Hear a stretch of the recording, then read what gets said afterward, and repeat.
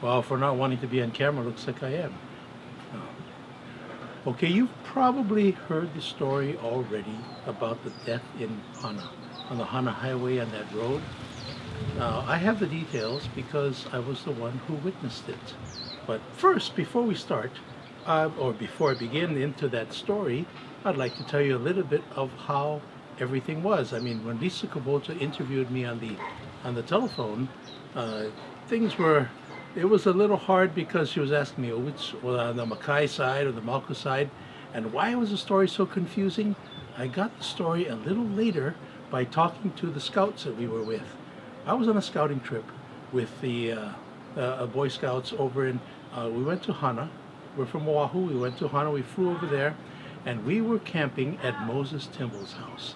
Moses is a competitive weightlifter, and I'll have more on him in another YouTube video. Please subscribe, and you can see that. Now, as we were camping there, there was a point I took a shower. The shower was outside. You know, we just had kind of water in a faucet that was on the outside, kind of a makeshift shower out there, cold water.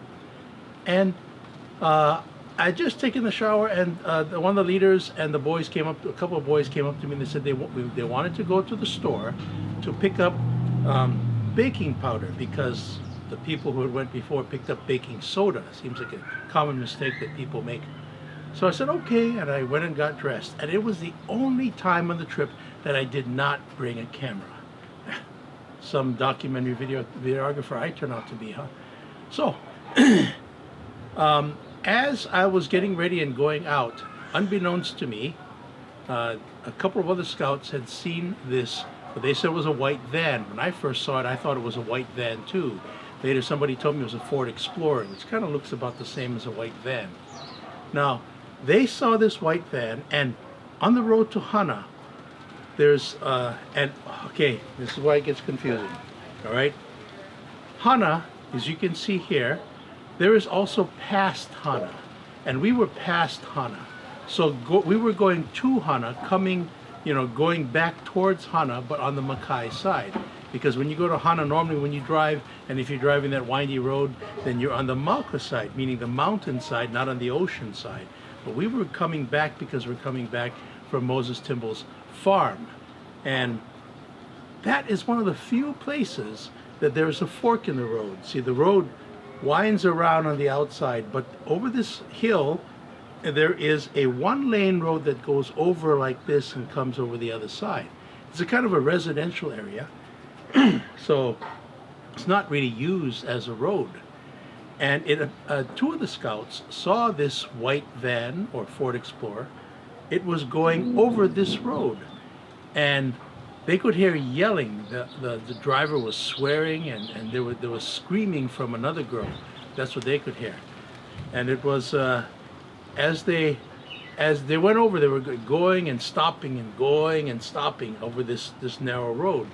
And I suppose there was this one of the locals there, Caesar, who was actually came out and talked to them. I think to tell them to what's going on, what's wrong, and try to calm them down. I don't know if he was successful, and I think the police and Lisa Kubota were trying to interview him. But you see, out in Hana, there's no internet. At least not where we were. And there's no cell service. I had a hard time trying to do an interview with Lisa because it was, by the time I finally called her, they got to call to me, or even the police. I was in a lot over. I was in the car. I was charging my phone. I was hunched down over the wheel, and that was the only way I could get reception. Because if I sat up, I'd lose reception. We're losing you. So, oh well. So here I am giving the interview in this funny manner like that. And by the way, my wife says that I gave way too much information and too much detail. So I'm sorry, but I will get to the whole point as what's going on. So the scouts, seeing them go over, they went over that one lane road, and they turned around and they came back on the outside road. This is why it gets confusing as to where they were, because they were going one way to Hana, and then they were coming away from Hana when everything happened. Now at this point, this was when I was in the car, or my van, and I drove up, and here they were at this narrow point in the road. You can see this narrow point there. You're looking at my van, at where my van is parked. That's where I parked the van to stop afterward, because that's the only part of the road that has a little bit of a shoulder that you can park something there. Now, just in front of that, you can see where there is a narrow part of the road where the wall comes in closer to the mountain. They were parked right there, right at that spot. They had their flashing lights on, and they were stopped in the car, and I could see it was a haole girl. She might have been local haole, and she had a long yellowish brown hair that was kind of curly as it went down, at least shoulder length, and we could see arms pulling her hair, and her head was yanking and jerking like this. Now there was a car behind me also that stopped, because right where you see this is where I stopped, and that far away from where the car is right there, and so I could see right there into the driver's side. There was a glare in the windshield, so I could not see the passenger there, but we could see arms yanking on that. That's what we told the police.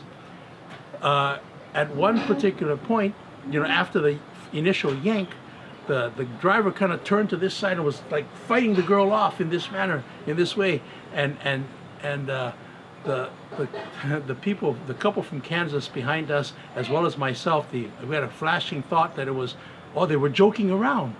But then it kept continuing and said, "Oh, it's not a joke. It looks like serious." And the girl was very mad, very angry, and like in a rage, she then turned off her flashers. She put it into gear and stomped on the gas. Now, from where you can see from where I am and to where she got to us, she was doing about 40 miles an hour. I checked that, without stomping on the gas, I could get to that point about 30 miles an hour, but she did about 40 miles an hour right past me, and my initial thought was, "Oh, don't hit me, because she was like almost out of control as she was going. And then I just went past, and I just got to about that narrow part of the road where one of the boys in my van was looking behind and watching that Ford Explorer, and he said, "It drove over the cliff." And we said, "What?" And immediately, the leader on my side, he jumped out of the car to go and help. My car was still moving. So I pulled over into that spot where you see the car is now faced the other way. And that's when we ran back and we looked, and sure enough, the car had gone over and fell about 300 feet down to the bottom. And I don't know how it landed on its wheels, but, we're looking at that, and I said, "Oh, we're going to call 911. So I called 911 on my phone, and it didn't go through. At least I thought it didn't go through, but I guess it did. So, but but I couldn't get anything. Here's where she drove off the cliff. You can see they put cones up now. Broke right through the wall. Bunch of tourists and other local people stopped. We put the rocks off the road because there were so many rocks laid completely across the road. So I was asking other people to call 911. So a couple of tourists, people had stopped all along the way, and they started, calling, and a couple of people got through. The police were very fast. They came, about 5 minutes later, and there they were. So also before the police came, there was a local man, and he's been on the news too. He was up at the top there. He saw what happened, and he ran down to, there's that spot there, which is it's a Neutrogena house, and really nice yard. Everybody has these nice yards, and he got across and got to the lady and tried to calm her down and see what was happening. He said he saw another girl in the back, that she was dead, but she could tell that the girl was alive. And when we were looking down, we could see that she had rolled the window down and rolled it up, and she had also turning on her blinker, her windshield washers, so it was going back and forth. So it's kind of like to signal somebody that she was still alive. Well, my friend, the other leader, was yelling down, we're coming, we're going to help you." And that's when that other guy got there, and he was checking on them. The police came just after that, so they were there very fast. And then the fire truck came down after that too, and the rest you can see. They brought a rescue helicopter in.